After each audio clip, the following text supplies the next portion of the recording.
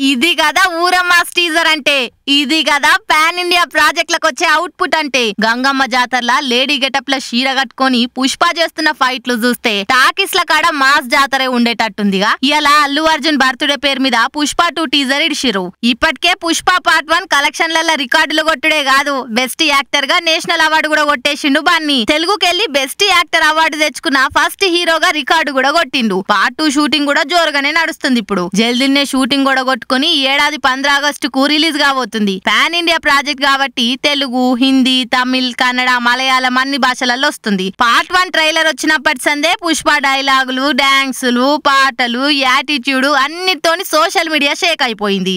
తగ్గేదేలే అనుకుంటా సెలబ్రిటీలు, క్రికెటర్లు, సినిమా స్టార్లు రీల్స్ చేసే వరకలా మస్తు వైరల్ అయినాయి.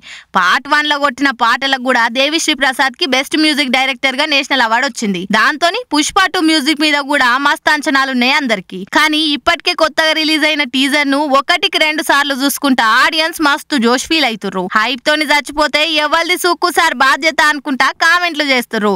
కొడితే రికార్డులు పక్కన వలగాలే, బాక్స్ ఆఫీసు బద్దలు కావాలి. నీ అవ్వ తగ్గేదేలే అనుకుంటా హార్డ్ కోర్ ఐకాన్ ఫ్యాన్స్ ఊపులున్నరిగా. 15 ఆగస్టు గురువారం వస్తుంది, ఎట్లయినా సెలవే. రిలీజ్ డే కాబట్టి రికార్డు కలెక్షన్లు పక్కా.